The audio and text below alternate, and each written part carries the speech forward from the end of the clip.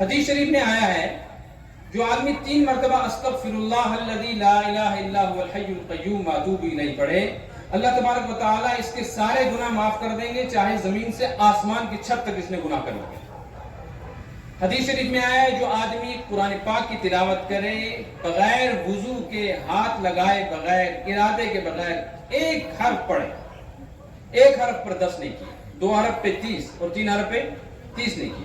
اگر وضو کر رہا ہے، وضو کر کے پڑھتا ہے، نماز میں پڑھ رہا ہے، مسجد میں بیٹھ کے پڑھتا ہے، قبلہ رخ ہو کے پڑھ رہا ہے، تو اس کی نیکیاں بڑھتی چلی جائیں۔ عمل چھوٹے چھوٹے ہیں اور قیمت بہت بڑی ہے۔ اسی طرح حدیث شریف میں آیا جو آدمی مجھ پہ درود پڑھے، آپ نے فرمایا بہت سارے فضیلتیں ہیں درود کی، لیکن ایک فضیلت یہ ہے کہ جو 1 مرتبہ درود پڑھے اللہ اس کو 10 مرتبہ اپنی رحمتوں سے نوازے گا، 10 گناہ معاف ہوں گے، 10 نیکیاں اس کے نامہ اعمال میں لکھی جائیں گی، 10 درجے اللہ کے ہاں اس کے بڑے بلند۔ 1 دفعہ درود پڑھنے پر کتنے اجر؟ 4۔ 10 مرتبہ اللہ کی رحمت ملے گی، 10 گناہ معاف ہوں گے، 10 نیکیاں ملیں گی، 10 درجے بڑے بلند۔ درود شریف کیا ہے؟ چھوٹا سا درود ہے صلی اللہ علیہ وسلم۔ اندازہ لگائیں ایک آدمی یہاں سے سری نگر جا رہا ہے، اگر وہ اپنی گاڑی میں بیٹھے تیز رفتار بھی چلے، جام بھی نہ ہو، تو سری نگر پہنچتے پہنچتے صلی اللہ علیہ وسلم 1000 دفعہ آرام سے پڑھ سکتے۔ 1000 دفعہ پڑھو تو 10,000 نیکیاں ملیں گی، 10,000 گناہ معاف ہوں گے، 10,000 درجے بلند ہوں گے اور 10,000 رحمتیں اللہ کی ملیں گی۔ کتنا وقت ہم ضائع کر دیتے ہیں اگر ہم یہی کر لیں۔ لیکن یہ سب چیزیں تب ہوتی ہیں جب انسان کی تربیت ماں کی گود میں ہو۔ خواجہ باقی باللہ رحمۃ اللہ علیہ ایک بڑے ہندوستان میں بزرگ گزرے ہیں، حضرت مجدد الفسانی رحمۃ اللہ علیہ کا آپ نے نام سنا ہوگا، ان کے بھی پیر و مرشد۔ ان کے بارے میں جب وہ پیدا ہوئے تو ان کے ہونٹ ہل رہے تھے، ہر کوئی آواز سننا چاہتا تھا کہ کیا آواز ہے، کیا پڑھتے ہیں، تو کسی کو آواز سمجھ میں نہیں آتی تھی، بنبناہٹ کیا، یہ کیا کہہ رہا ہے بچہ۔ اس زمانے میں ایک بزرگ تھے، ان کو لایا گیا، اس بزرگ نے کان لگا کے سنا تو خواجہ باقی باللہ رحمۃ اللہ علیہ اس وقت 9واں پارہ پڑھ رہے تھے۔ کون سا پارہ؟ خیر آئی گئی بات ختم ہو۔ اب ان کو دودھ پلایا ماں نے تو دودھ ہی نہیں نکلا، ہوتا نا کبھی عورت کی چھاتی میں دودھ نہیں ہے، تو کسی دایا کو لایا گیا، ایک دایا لائی، دودھ نہیں پیا، دوسری لائی، تیسری لائی، کئی ساری دایا لائی گئی، 3 دن ہو گئے دودھ نہیں پیا۔ تو اپنی ماں ہی کیا دودھ پینے کے لیے وہ ترس رہے تھے، تڑپ رہے تھے، تو 3 دنوں کے بعد پھر ماں نے دودھ دیا، 1 قطرہ تو دودھ پیا۔ اس بزرگ سے پوچھا گیا کہ کیا مسئلہ ہے، آپ نے کیا محسوس کیا، آپ تو کہہ رہے تھے کہ یہ 9واں پارہ پڑھ رہا ہے اور دودھ بھی کسی کا لینے کو تیار نہیں ہے۔ اس نے کہا میں تو یہ راز نہیں سمجھتا، جب یہ بڑا ہوگا بچہ تو اس سے پوچھ لینا۔ اب جب خواجہ باقی باللہ بڑے ہوئے، ان سے پوچھا گیا تو وہ کہنے لگے کہ اصل میں میری ماں سے پوچھو آپ، یہ کیا وجہ ہے۔ ان کی والدہ سے پوچھا تو ماں نے کہا جب یہ میرے پیٹ میں تھا تو میرے ماں باپ نے مجھ کو قرآن پڑھایا تھا اور 9 پارے حفظ کروائے تھے۔ کتنے پارے حفظ تھے ماں کو؟ اور 21 پارے ناظرہ تھے، تو وہ 9 پارے میں روزانہ پڑھا کرتی تھی، میں زبان سے پڑھا کرتی تھی، آواز باہر نکلتی تھی، مگر بیٹے کو پیٹ میں 9 پارے یاد ہوئے، اس لیے جب یہ پیدا ہوا تو کیا پڑھ رہا تھا۔ ایک قصہ کہانی نہیں ہے، کتابوں میں باضابطہ سند کے ساتھ واقعات لکھے۔ اور جو دوسری عورتیں تھیں ان کا دودھ اس لیے نہیں پیا کہ وہ ساری عورتیں دودھ پلانے تو آئی تھی لیکن باوضو ہو کے کوئی نہیں آئی تھی، ماں نے باوضو دودھ پلایا۔ جب ایسی عورتیں پیدا ہوں گی تو ان کی گود میں پلنے والے بچے بھی ہر وقت اللہ اللہ کرنے والے ہوں گے۔ جب دنیا کر کے اللہ روزی دے رہا ہے، جب کتے بلی کو اللہ روزی دے رہا ہے، جب دنیا کی ناپاک اور نجس ترین مخلوق خنزیر کھا پی رہا ہے، کافر اور باغی کھا پی رہے ہیں، مسلمان کیوں اس بات سے ڈرتا ہے کہ ہماری اولاد دین سیکھ گئی، دین پڑھ گئی، نماز میں لگ گئی، روزے کی طرف لگ گئی، جماعت میں چلی گئی، مدرسے میں بچے کو داخل کرا دیا تو ان کا فیوچر خراب ہو جائے گا، ان کا مستقبل خراب ہو جائے گا۔ اصل بات یہ ہے کہ ہماری تربیت جس ماحول میں ہوئی ہے، ہم نے جو کچھ سنا ہے نا ماں کے ہاں گود میں ہون آؤ ہاپت آؤ، تو ساری زندگی یہی سوال ہے۔ آج کل کی نئی نسل گھبرا رہی ہے، رات کو سوتے ہوئے ڈر لگتا ہے، تو یہی سنا ہے اسی کا اثر دلوں میں بیٹھ گیا۔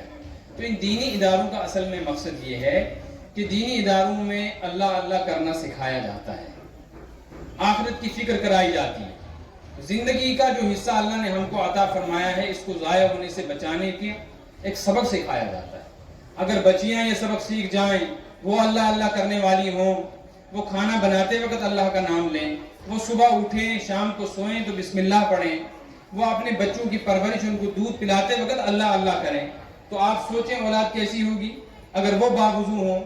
میرا ایک اندازہ ہے، میں نے کتابوں کے اندر کچھ عرصہ پہلے پاکی کے مسائل پڑھے، پہلے بھی پڑھے تھے لیکن ایک خاص انداز سے پڑھے، تو میں نے اندازہ لگایا کہ ہماری وادی میں ہے، تو یہ بڑی بات لیکن میرا اندازہ ہے، ہماری وادی میں 70% عورتیں، کتنی؟ 70% عورتیں، اور تقریباً 50% مرد وہ ہیں جو ساری زندگی ناپاک رہتے ہیں۔ ایسے نازک مسائل میں کس کے؟ غسل کے اور پاکی۔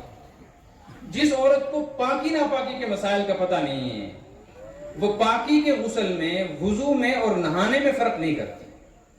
آپ خود اندازہ لگائیں اس کے ہاتھ سے پکے ہوئے کھانے میں کیا برکت ہوگی، جس کچن میں یہ جائے گی اس کچن میں کیا برکت ہوگی۔ جو آدمی خود ناپاک ہو اسے اپنے کپڑوں کی پاکی ناپاکی کا پتہ نہ ہو، کیونکہ پاکی کا لفظ اور برکت کا لفظ یہ صرف اسلام کی ٹرم ہے، دنیا کی کسی مذہب میں یہ چیز نہیں ہے، وہاں تو صرف صفائی ہے اور زیادتی ہے، کس چیز کا زیادہ ہونا یا کم ہونا۔ تو پاکی اسلام میں پہلے ہے، صفائی بعد میں۔ تو یہ پاکی جو بنیاد ہے نا، اس پاکی کے مسائل سے ہم لوگ ناواقف ہیں۔ تو میں نے اندازہ لگایا، تو میں نے بعض مرتبہ جمعہ کے بیان پر اور دیگر مجالس میں پاکی کی باتیں بتائیں۔ میں اپنی بات بتا رہا ہوں آپ کو کہ ان بیانوں کے بعد مجھے بہت سارے ساتھیوں نے بتلایا کہ ہم نے آج تک یہ سنا بھی نہیں اور اس کے مطابق ہم نے کبھی غسل کیا بھی نہیں، اور پکے نمازی ہیں، 20-25 سال سے نمازیں پڑھ رہے ہیں۔ میں نے کہا اگر ایسے غسل نہیں کیا تو آپ کی 25 سال کی نمازیں ضائع ہو گئی۔ کہ لیکن ہم کیا کریں؟ میں نے کہا کوئی مسئلہ نہیں، گھبرائیں نہیں، نماز نہیں چھوڑنا، توبہ کرو، اب سے ایسے کرو اور پرانی نمازوں کی قضا شروع کرو۔ تو دین کا معاملہ بڑا نازک ہے، ہمیں اپنے بچوں کے مستقبل کی فکر ہے کہ ہمارا بچہ آگے چل کے کیا کرے، اور ہمارے بچے کے 25 سال ماں باپ کے ساتھ گزر جاتے ہیں۔ عام طور پہ ایسے ہوتا ہے، بچیاں بھی 25 سال تک ماں باپ کے ساتھ ہیں، 25 سے لے کے 50 سال تک، کیونکہ 50 سال کی عمر میں آگے اولاد سنبھالتی ہے۔ بیچ میں کتنے سال بچ گئے؟ 25 سال میں سے 25 ماں باپ کے ساتھ، باقی کتنے بچے؟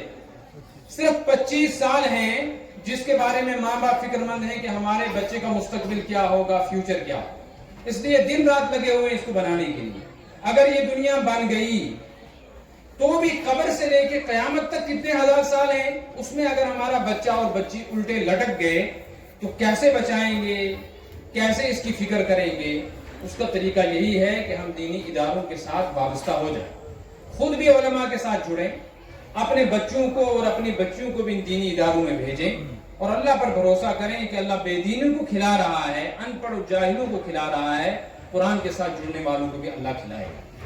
ساتھ ہی گزارش یہ ہے کہ اپنی زندگی کا وہ وقت جو ہم بالکل ضائع کرتے ہیں، نہ اس میں کوئی کام ہے نہ کوئی عبادت ہے، گاڑی میں بیکار بیٹھے ہیں، بستر پہ لیٹے ہیں، نیند کا انتظار کر رہے ہیں، آنکھ کھل گئی ہے اٹھنے کا انتظار کر رہے ہیں، دعوت میں گئے ہیں اور کھانے کا انتظار کر رہے ہیں، کہیں گاڑی کے لیے اسٹاپ پر انتظار کر رہے ہیں، تو یہ جو انتظار کا وقت ہے، کم از کم اس وقت کو ہم ضائع ہونے سے بچائیں، اس میں اللہ کا ذکر کرتے رہیں، سبحان اللہ، الحمدللہ، لا الہ الا اللہ، اللہ اکبر، لا حول ولا قوت الا باللہ۔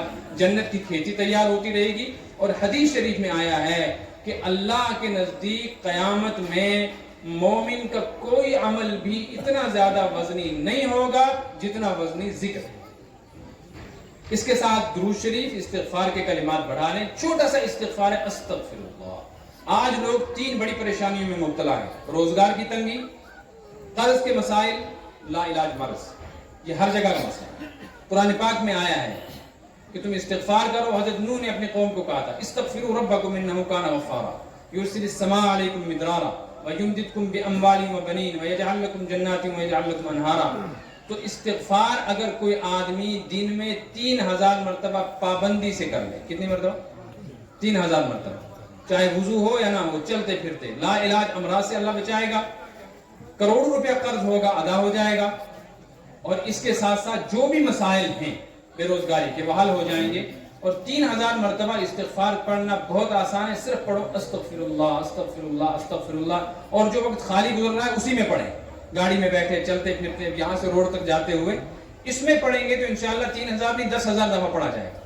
تو کسی کے پاس دعا کے لیے جانے کی ضرورت نہیں ہے، اپنے پاس علاج ہے وہ کریں۔ ایسے ہی حدیث میں ہے اللہ کے نزدیک سب سے بہترین ذکر ہے لا الہ الا اللہ۔ ایک حدیث ہے، بس یہ سناؤں گا، بات ختم کروں گا۔ حدیث میں آیا ہے، ایک حدیث ہے فضائل اعمال میں، کہ جس آدمی کے نامہ اعمال میں 70,000 یا 1.25 لاکھ لا الہ الا اللہ کلمہ طیبہ ہو تو اللہ تعالیٰ اس کی برکت سے اس کو جہنم کی آگ سے بچا لیتا ہے۔ آپ کو لگتا ہے کہ ہمارے مرنے کے بعد ہمارا بچہ 70,000 مرتبہ لا الہ الا اللہ پڑھے گا؟ یہاں بڑے بڑے لوگ ایسے ہیں جن کی اولاد ڈاکٹر ہے، انجینئر ہے، پروفیسر ہے، لائر ہے، بڑے بڑے بزنس مین ہیں، وہ اپنے ماں باپ کے جنازے میں کھڑے ہو کر دائیں بائیں دیکھتے رہتے ہیں کہ ہاتھ اٹھانا ہے یا چھوڑنے ہیں، اللہ اکبر کر کے وہ دیکھتے ہیں، اگر ساتھ والے نے چھوڑا تو اس نے بھی چھوڑ دیا، باندھ کے رکھے تو یہی پتہ نہیں ہے بیچاروں کو۔ تو آپ کو لگتا ہے وہ آپ کے بعد ایسا کریں گے؟ اس لیے اپنی زندگی میں اپنے لیے کوٹا بنائیں کہ لا الہ الا اللہ کا ورد 1.25 لاکھ کم از کم اپنے لیے پہلے ہی ڈپازٹ کر کے رکھیں تاکہ مرنے کے بعد یہ چیز کام آئے۔ اللہ تبارک و تعالیٰ مجھے بھی آپ کو بھی زندگی کا جو وقت گزر گیا ہے اس میں جو کوتاہیاں ہوئی معاف فرمائے، جو وقت بچ گیا ہے اس کو اللہ تبارک و تعالیٰ وصول کرنے کی توفیق عطا فرمائے۔ میں بھی ارادہ کرتا ہوں، آپ بھی ارادہ کریں کہ ان باتوں میں انشاءاللہ آج سے عمل کریں۔